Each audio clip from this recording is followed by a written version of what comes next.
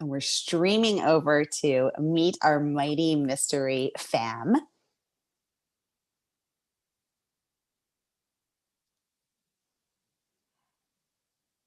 And it looks like we are live. Welcome, mighty mystery friends. I'm your on-air host, Sara DiVello, and I am thrilled, pun intended, to be hosting the incredible Nadine Matheson all the way live from London today to tell us about her brand new book, The Jigsaw Man. Nadine, welcome to Mighty Mysteries. Tell us about your book. So firstly, thank you for having me. And The Jigsaw Man is firstly set in London, southeast London. And it starts when body parts are found on the riverbanks of the River Thames. I know, absolutely graphic. And my inspector, Detective Inspector Anjelica Henley, she's sent to investigate. Along the way, she meets her new partner, which she's not too thrilled to have. And they go to the River Thames and they find these body parts. And she realizes that the murder matches the MO of a serial killer called Peter Olivier, aka the Jigsaw Man. But the problem is he's serving a life sentence in prison. So she discovers that she's got a copycat she needs to deal with. And then also Peter Olivier, he doesn't take too kindly to knowing there's a copycat out there. So he escapes from prison. So Detective Inspector, she has to investigate not one, but two serial killers. And that is the story of the Jigsaw Man. Oh my God, Nadine, I'm sweating. I'm sweating. This is so exciting. And the praise that you have earned with this book is absolutely incredible. Congratulations. I want to share some of those incredible words of praise. But first, I just want to welcome everyone on Facebook, our wonderful community and audience there. Welcome, everybody. If you've been here before, you know how it works. And if you're new, welcome. We're so thrilled to host you. My partner in crime, pun intended, Margaret Pinard, my fellow Mighty Blaze author, Margaret Pinard, is helping me produce this show. So thank you so much, Margaret. And Margaret actually specializes in writing English and Scottish novels. So this is her old stomping grounds to host you from London, Nadine. So welcome everybody. And if you know how this works, so if you have any questions for Nadine, just go ahead and type them in the comment box and we will get them right over to her. So this is your chance to have access to our incredible author and to ask her about her book, her writing process, anything that you would like to know about the Jigsaw Man. We give you access to our featured author. So go ahead and start to ask your wonderful mystery and thriller questions. Now, I know it always takes me a moment to think of my brilliant questions, and usually it's 3 a.m. the next day. So, but while you're thinking, I'm going to just share a few words of praise because you guys, this book is just blowing it up. So Booklist raves that this is expertly depicted, a heart-pounding work of suspense. Wow, high praise from Booklist. Tammy Hogue, the New York Times #1 best-selling author of The Boy, raves, buckle up, readers. From the first scene, Nadine Matheson takes us on a heart-pounding roller coaster ride from the aftermath of a grisly crime to the hunt for a mad genius. The Jigsaw Man will take your breath away again and again. In Detective Inspector Henley, Matheson has given us a smart, modern heroine. I hope this is only the first of many adventures for her. Tammy saying what we're all thinking, amazing. JT Ellison, who's coming on the show, says, I love a good cat and mouse between a detective and a killer, and Nadine Matheson's thriller debut, The Jigsaw Man, fits that bill. The relationship between Angela Henley and Peter Olivier is perfectly creepy, not to mention Olivier's freaky copycat slaughtering his way through London. From the shocking opening to the explosive ending, I couldn't look away. The chilling storyline, intense characters, vivid prose, and unflinching crime scenes make Matheson the heir apparent to Mo Hader and Thomas Harris. This is smashing. Oh my gosh, I could go on and on because the praise just keeps coming. But Nadine, let's pause there because I want to ask you, how do you craft a, quote, expertly depicted heart-pounding work of suspense? How'd you do it? Firstly, I didn't know I had. I didn't know I had until I got the praise. You did. Yeah, I did. And the praise is completely blown me away, the reviews that I've got so far. But in terms of crafting the story, I'm very much a planner. So I planned this book. But I didn't plan for all the twists and turns that have materialized throughout the story. They just kind of happened organically. And Peter Olivier, my serial killer, he wasn't even supposed to be such a prominent part of the story initially. He was just more like a device just to keep the copycat story going. But it just turned out that everyone loves him. Because everyone loved him. I thought, okay, now, which was a bit strange to me. I'm not thinking everyone likes this serial killer, but fine. But I thought, okay, I'll bring more of him in there. So there's a lot more scenes with Olivier. How did you write a serial killer that people like? That's crazy and amazing. I don't know. What do you think? Oh my gosh. Well, this is amazing. I think with Olivier, one thing I wanted him to be was charming. So I wanted him to have that manipulative quality about him. So he has a way of drawing people in, whether it's Henley in a very strange way or his victims. So that was the way I could make him likable, making him charismatic. Because he's not traditionally, in my head, he's not traditionally handsome, but he has that way about him. Because people always say, there's just something about him I can't put my finger on. So Olivier's definitely got that quality, but he's vicious. He's very, very vicious. Yikes. Oh my gosh. And I am getting such a Silence of the Lambs vibes. And I am not the only one. Several of your reviews have referenced that you are bringing that energy, you are bringing those vibes, you are living up to that incredibly high standard. So congratulations. This is so great. Thank you. I just want to welcome everybody. Patricia, welcome back. Welcome Gail. She's saying happy rainy day Tuesday, and in London snowy day Tuesday, and this is giving us tons of hearts up. Lisa Barr, one of our wonderful Mighty Blaze authors, tuning in, sending her love, giving us hearts.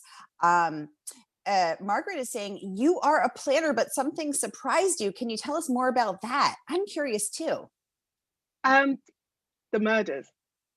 The murders actually surprised me, because I was probably being a bit pretentious in the beginning when I started writing the book. I thought, I don't want it to be too gratuitous. I don't want it to be blood and guts on every single page. But when I wrote the murder scenes, there's not many of them, but when I did write the murder scenes, I think I was surprised as to how far I could take it in terms of them being, well, quite gruesome and quite horrific. So that was the surprise for me. I didn't plan for that, because I thought I want it to be a little bit tame, but end of the day, it's a serial killer, so you don't really want it to be tame. And you have earned praise for your depiction of crime scenes. So I know myself as a writer, I struggle to depict things that are either very emotional or very violent in a way that doesn't feel overblown or cheesy or, too horrific. But you want to get that the real essence of it across. But it's hard when you're writing about things not to be overblown. How did you manage that, Nadine? I think a lot of it has to do with the fact that in my day job before, I'm a lawyer and I specialize in criminal law. So I'm used to seeing crime scene photographs, and I'm used to reading witness statements from people who have stumbled onto a crime scene. So they're able to give you that immediacy in terms of a reaction. And just little things also in terms of, how a scene may smell and how they felt in that moment. So I think all of that, I'm able to bring it into the novel, which brings them obviously a sense of authenticity with the book, because you don't want it to be cliched, which is obviously what I was concerned about. I didn't want it to feel cliched and we've been there before. So I think I was able to avoid that completely. You certainly were. And this praise again is incredible. Questions are pouring in and I want to get to every single one of them, okay. But I do want to come back to the fact that you are a barrister, a lawyer in real life, and talk about how that influenced your work. Patricia says, could you please share where you aim gathering material? Do you interview? If so, who? Do the ideas just pop up, or do you see something and then you run with it? Do you write biographies on each character before you breathe life into them? Oh my God, Patricia, amazing questions as always. Let's take that one at a time. So where do you, could you share where you gather your material? Do you interview people? Let's talk about that part first. No, I didn't interview anybody. I mean, obviously from my work, I've been working in criminal law for nearly 20 years now. So I have a lot of background material in terms of the cases I've worked on and the people I've represented. So probably traits of those people's and bits of the cases have seeped into my work, but I've never represented a serial killer, so I have no idea how a serial killer thinks or how they would function, but I have worked on murder cases before. So a Mm. lot of that I use as my background material. In terms of some of the murder scenes, like I know how a crime investigation works, so I'm able to write on that. But in terms of the gruesome side of it, like how a body decomposes and things like that, there was a lot of Google searches. So yeah, my Google histories are very disturbing. But Your I your also Google your Google searches are triggering some sort of watch list there somewhere, must Nadine. be, I'm probably on some kind of watch list. I'd be very surprised if I'm not, because I disturbed them myself, thinking, do I really want to go there? But I also spoke to a couple of pathologists as well, so they were able to give me a lot of information. But I did draw the line at them sending me photographs. I'm like, I don't need to see it. I'm quite fine. You can just explain it to me. So that's where I was in terms of research. Very cool, very cool. And we actually just had a pathologist, Dr. Judy Milinek, on 2 weeks ago, Yeah. and she writes, and she and her partner in Life and on the Page write medical examiner thrillers, which is so cool. I love that. Okay, let's get to Patricia's second part of her question. Yeah. Do the ideas just pop out, or do you see something and run with it? Walk us through that for the Jigsaw Man. It's Where did kind this of a idea come from? combination. Yeah, it's a combination of both, because I grew Mm. up by the river. So when we were growing up, I mean, we were always told don't play by the river, but we always went and played by the river. And when we was growing up, there was always stories about things being found. And I mean, we found, as children, we found dead animals, and there were stories of body parts being found in trunks and washing up on the river. So all of that has always stayed with me. But in terms of the inspiration behind the Jigsaw Man, that was inspired by a case. It wasn't a case that I worked on, but it was a case that happened, I think, back in 2009, when a body part was just found on the side of the motorway. So you'd call it the freeway. So it was just found on the side of the motorway, and it was someone's leg. And then they discovered more and more. I know. Just a This poor leg. guy. Just a Yeah. leg, just a leg with the foot attached. And then they found another body part a few months later. So because that was one of the cases I remembered just when I was new, starting out as a lawyer, it always stuck with me. So that was part of the inspiration behind the Jigsaw Oh, Man also. wow, I love this behind the scenes insight. Thank you so much, Nadine. And then the third part of Patricia's question, Patricia, great question. Thank you so much. Do you write biographies on each character before you breathe life into them? Tell us about creating this kick-ass female character, Detective Inspector Angela Oh, Henley. How'd you do it? well, Henley kind of came to me a few years ago. I was writing a completely different story. And I always had this character of a detective who's returning back to work after some kind of trauma. So her basic character always stuck with me. But when I started writing the book, I did a mini biography for her. So it's not very long. I'm not very detailed with it. So I knew how old she was. I knew she was a mother. I knew she had a husband who the relationship's a little bit off. I knew that she'd been I mean, this isn't a spoiler. I knew that she'd been in a relationship with her boss, but also that she was committed to her job. So I had that basic biography for Henley. And that's sort of the same length of detail I have with all of the characters. But it's only when I'm doing the edits, so when I'm doing another big edit and I'm rewriting that, I discover more about them, and then their biography grows. So even now, when I've written book 2 in the series, I'm finding more about Henley the more I write about her, and also with her partner on the job, Remuta, the same thing. I'm discovering more things about him the more story that I write. Very cool. I absolutely love that. And I have to ask, what did Olivier's biography say? Was it charming serial killer? And I think Olivier's biography was literally serial killer, women love him, he's on a mission, and literally that was it. And I knew he was tall, but that was the extent of his biography. But also that he had there's a very odd relationship that he has with Henley. They kind of feed off each other, even though Henley would never admit that, but they do kind of feed off each other. And Olivier loves that. Ooh, oh my God, Nadine, this sounds so fantastic. I'm so excited. Margaret saying not traditionally handsome, but there's something about him. Sounds like the reports of Ted Bundy. Eep. Ted Bundy. Eep. Oh my gosh, I love it. Margaret would like to know, as a criminal solicitor, did you find yourself adapting details of real cases to fill in some of your fictional murders? Margaret, great question. Thank you. It's a great question. I took bits of cases, I didn't take the whole thing. So I said, I never worked on a serial murder case. I said, I've worked on murders before. So I've taken little bits, but they're really unique parts of the case that I thought, no, that would be really, really good in a book. So those have kind of seeped in. But as I said, the Jigsaw Man, it's really sick to say, but I really wish I had worked on a serial killer case, but I hadn't. But I said, all that experience I've got over the years of working with different clients, I said, in different cases, I said, all that has influenced the writing, definitely. Amazing. Patricia would like to know, did you choose your genre or did it choose you? Oh my God, I love that. I think it chose me, and I think I was running away from it for a little while. I kept thinking, you work in crime, you're surrounded by crime. You don't want to write crime. Write something else. And I did write other stuff before, like just contemporary fiction, and I wrote sci-fi.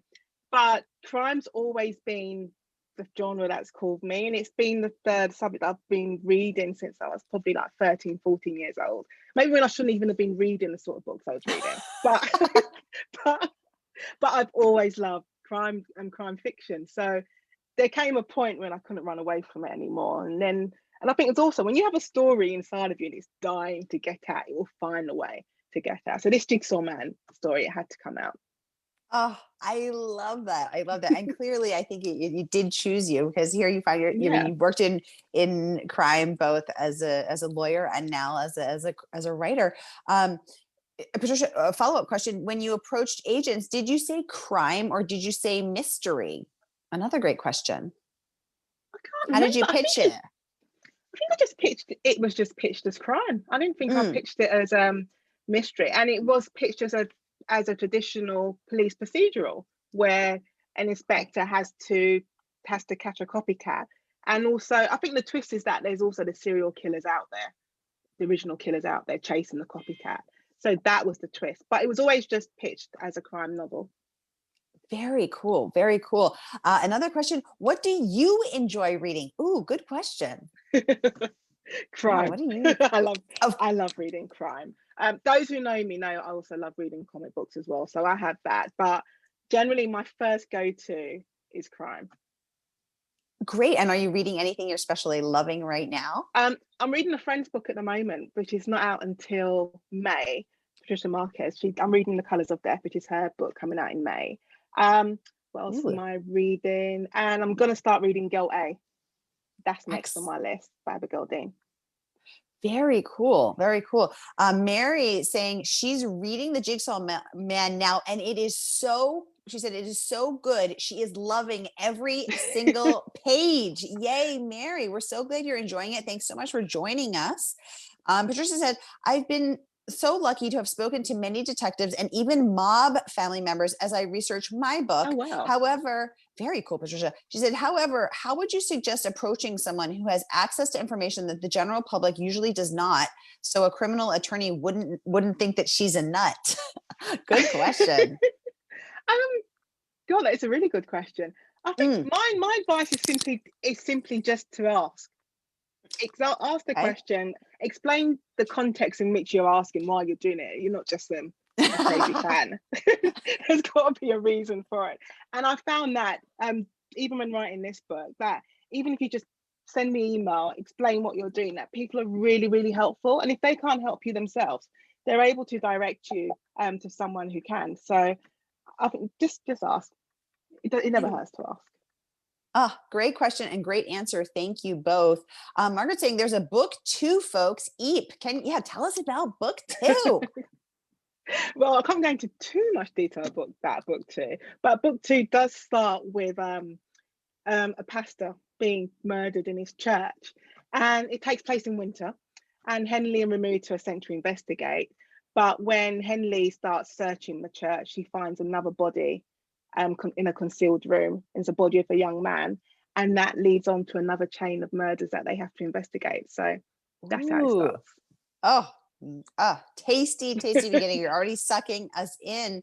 I love this question again from Patricia. Do you believe that this interesting, strong, beautiful woman contains glimpses of yourself within? Yes. Tell us about your influence on Oh Henley. Is she you? no, God no. I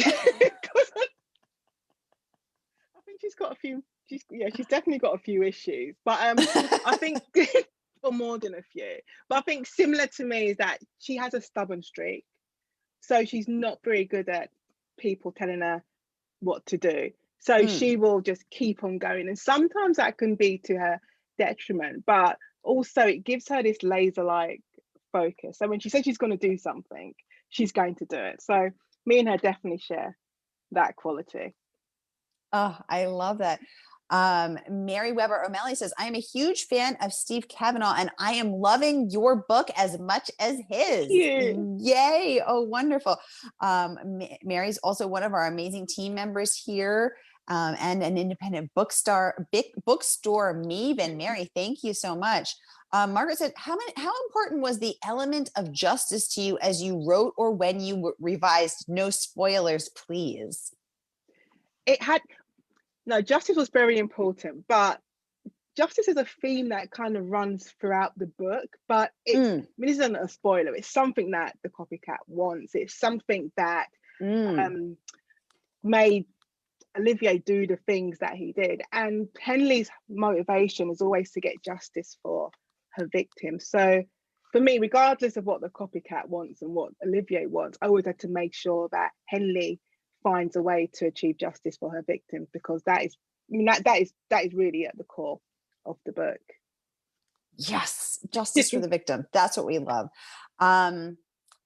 Perfect. Patricia's saying me too. And my beta group looked at me shocked thinking that I'd written a children's book, not a crime book.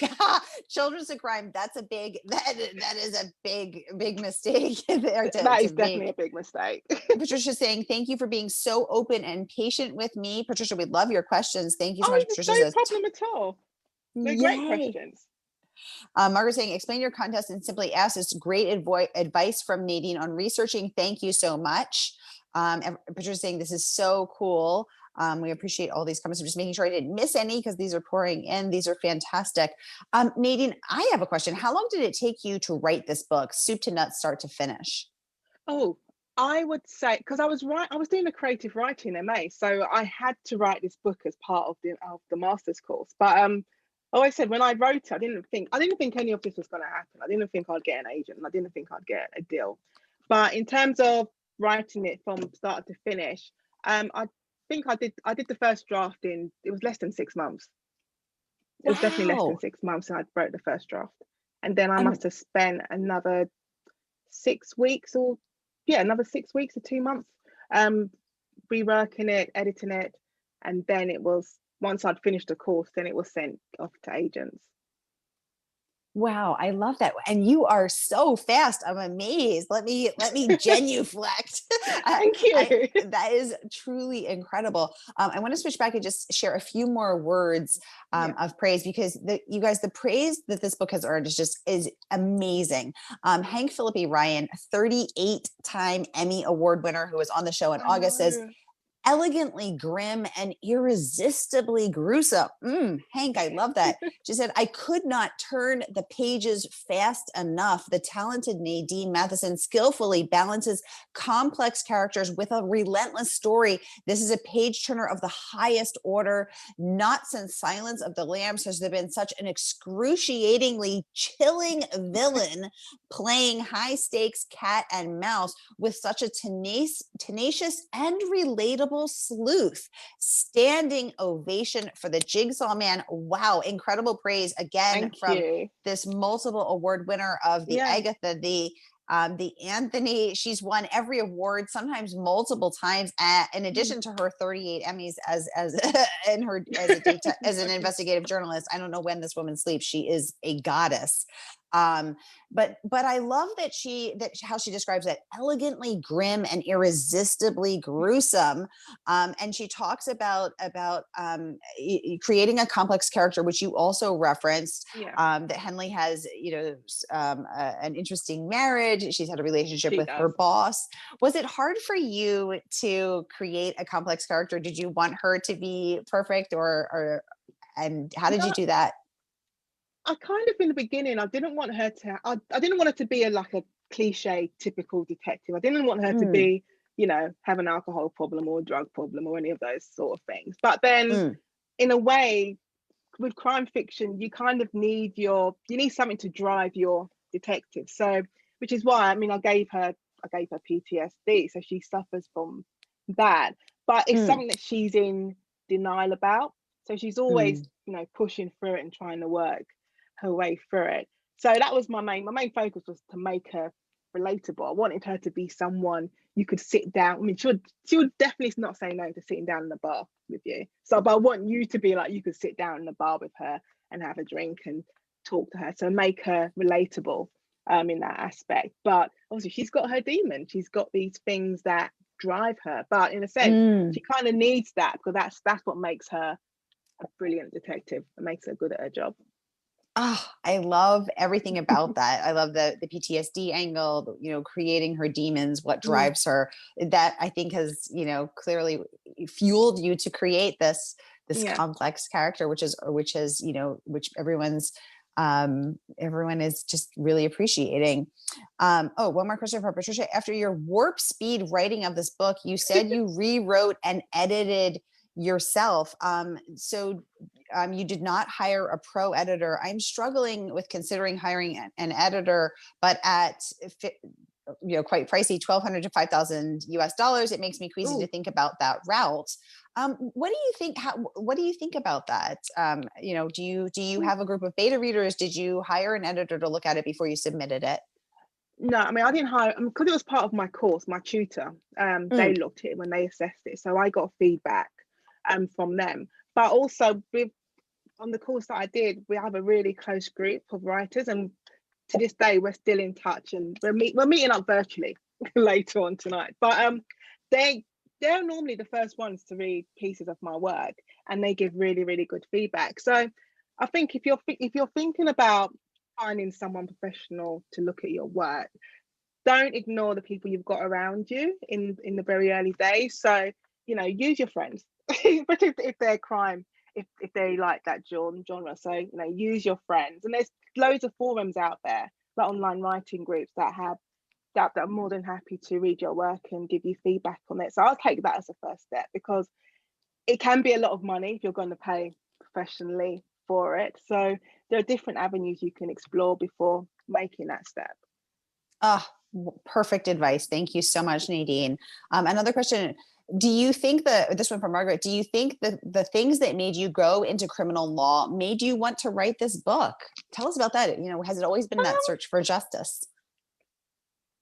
No, I think, well, that's a bit bad. Actually, no. There is that core of I want justice, but it's also, for me, I've always been intrigued by how people think. So even with the clients I represented, and I've represented, my clients have, they varied. There've been some, really, I say, minor cases, like they've stolen meat from a supermarket, to the big fraud cases and murder cases. But I'm always intrigued by what makes them do the things that they do. Who do they have around them? Who's influenced them? So I think it's probably that kind of investigatory inquisitiveness that I had that kept me in criminal law, and also that motivates me to write a crime book. I suppose in some way I'm trying to work out why Olivier, in a sense, does the things that he does, why the copycat did the things that he did. So I'm trying to work out what makes them tick. So I think that's so I've got the justice side. I always want justice, but I want to know why you do the things you do. Yes. Oh, I love it. And I think it's that curiosity and wanting to understand that is drives you as a writer. I love that. Charlene would like to know, is this your favorite genre to write? Yeah, it is. Crime is. Yes. I think what I love about it is it's similar to working on cases.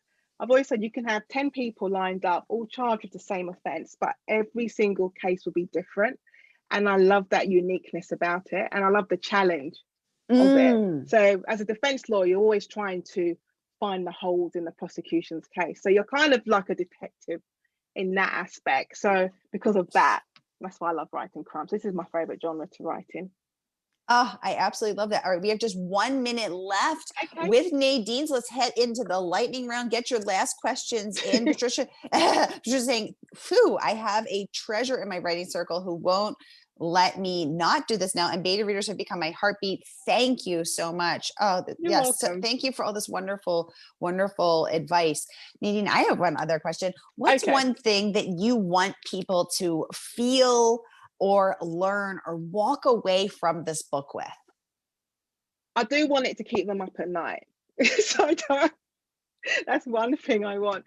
But I also want them to, I kind of want them to fall in love with Henley. I want them to understand what it's like to be in this woman's shoes, someone who, you know, she can easily be a friend of yours. You know, she's married, she's got children, she's got a job, she's learning how to balance all of these things in her life, but she's also got this drive to do her job and do it well. So yeah, that's what I want readers to come away from this book.